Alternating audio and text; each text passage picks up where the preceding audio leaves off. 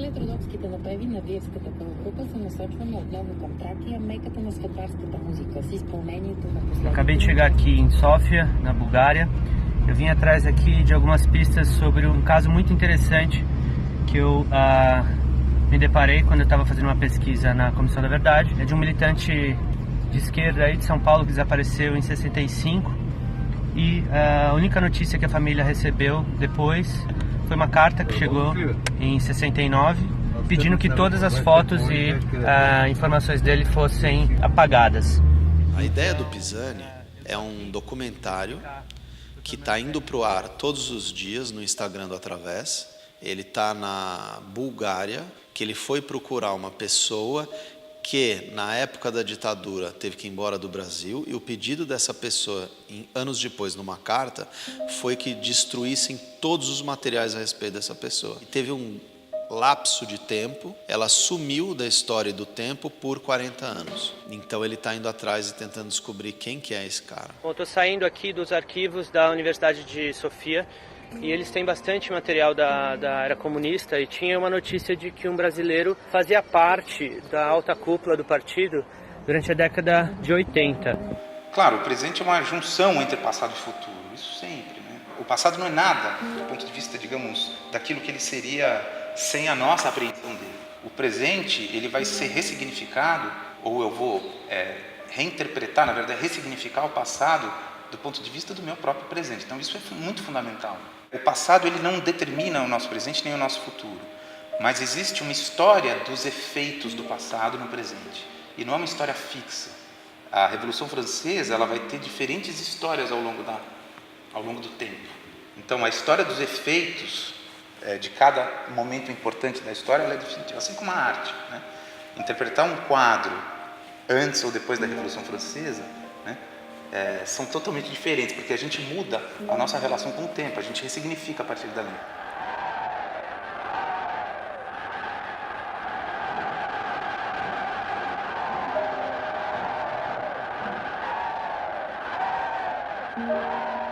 Als unsere Partei gerade 7 Mann hoch war, sprach sie schon 2 Grundsätze aus. Einzig Splitten sind, einzig Splitten sucht, einzig Splitten sind. Alles raus auf den Hof, aber schnell!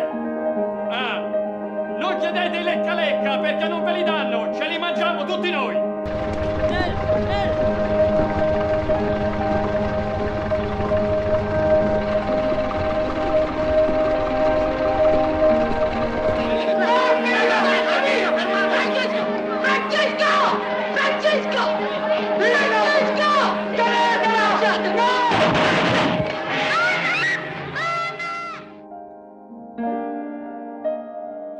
Se você vai lidar com a história, você vai lidar com uma narrativa da passagem do tempo.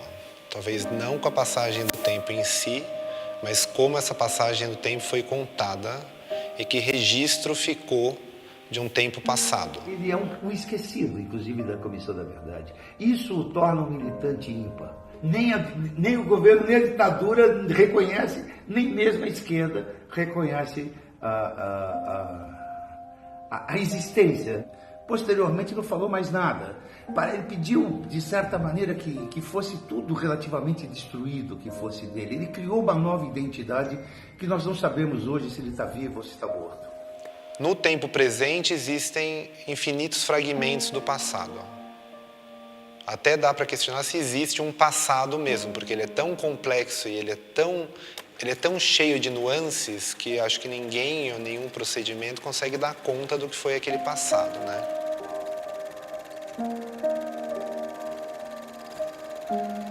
Einstein dizia, né, que as coisas só existem porque existiram sonhos. Então, esses sonhos viraram concretude.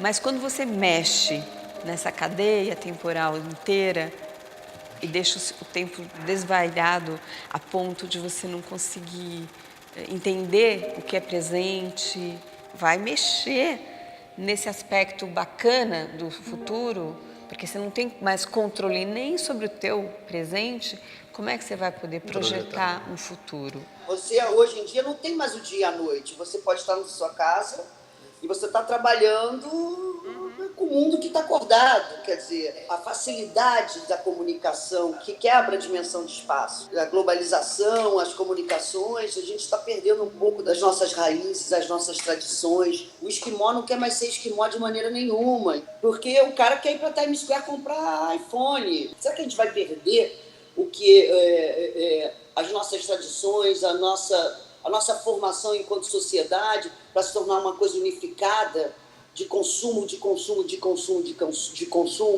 que perde um pouco a propriedade de ser? A gente já está começando a perder um pouco as expectativas em relação ao futuro, por uma série de razões, por desencanto, por já viver em uma sociedade que tem uma tecnologia muito avançada, e como isso Não vai conseguir prever o que mais dá para ter fora o que você já sabe. Exato, né? porque a gente já tem relações humanas muito transformadas, né? Um caso muito interessante, bem estranho ali, verdade. Eu não vejo como uma coisa ruim, não. Eu acho que toda essa mudança é um fato, é somente um fato. A gente vai ter que conviver com isso, não tem como não conviver.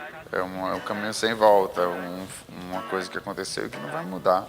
De você estar literalmente conectado com o mundo todo, do Pisani tá gravando os directs lá e eu poder estar cortando aqui o que ele está fazendo, de trabalhar simultaneamente mesmo. Isso eu acho fantástico.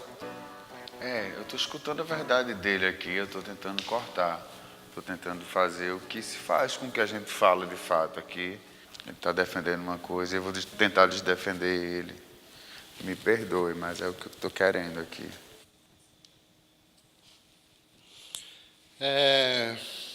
Eu quero viver o agora, é isso, mas eu não penso no agora.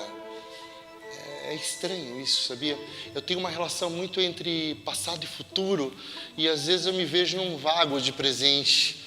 Talvez porque eu despreze o presente nesse sentido de ser algo determinante, que eu não possa mudar. O que eu não posso mudar é o passado. E o que eu não posso entender ainda é o futuro.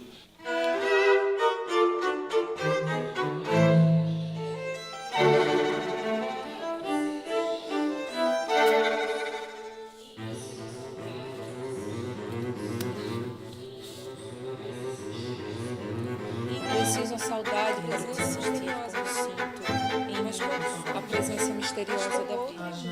Mas quando surges, és tão outra e múltipla e imprevista.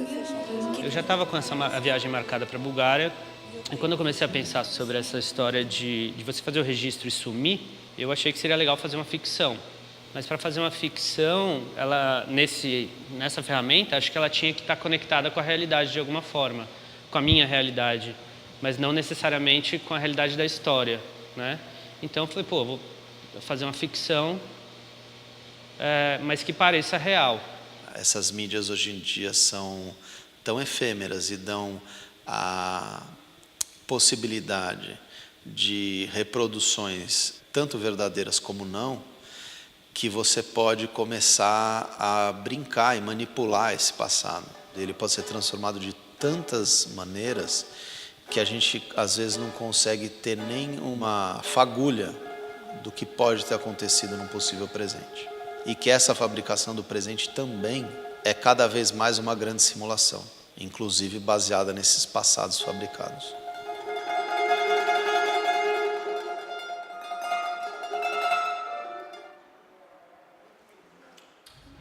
Bem estranhamente um prejuízo constante, atrás do paralelo, depois da olhar de frente, mente, mente, mente. Era a nossa única referência. Verdade, de esquerda.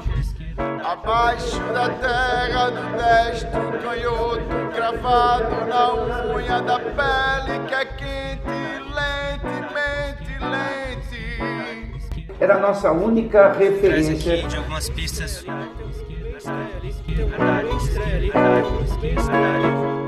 Foi visto na craca semana passada, caído de algumas pistas. como indigentemente,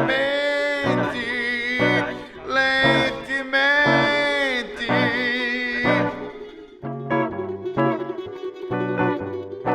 final da historinha toda é bem aberto, né? Ele é meio esquisitão.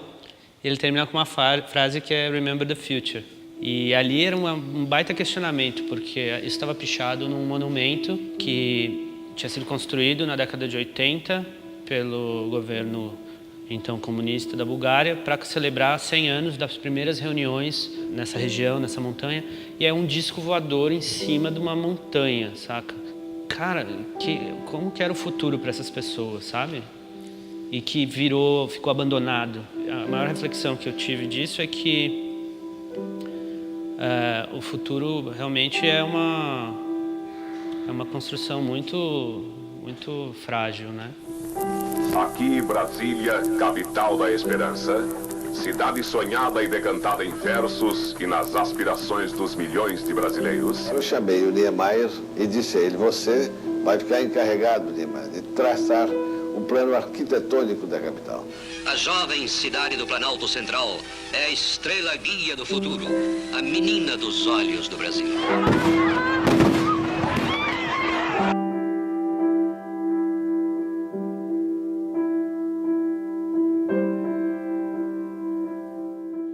Eu fico pensando como vai ser formada a nossa história daqui para frente. Sei lá, acho que até 1900 e pouco a nossa história era escrita por portugueses que moravam no Rio de Janeiro, ou seja, uma história que não existia. Aí vieram os paulistas e escreveram a história segundo a verdade deles. Eu acho que a arte, por exemplo, a história do Pisani, mesmo esse indivíduo não existindo, ele indo em busca de uma pessoa que não existe, ela é muito mais verdadeira do que muita história que está aqui em livro sendo contada como verdade. A arte tem verdade. Ela, no mínimo, vai te dar uma verdade para que você viaje, possa se expor ou que você possa criar algo a partir disso.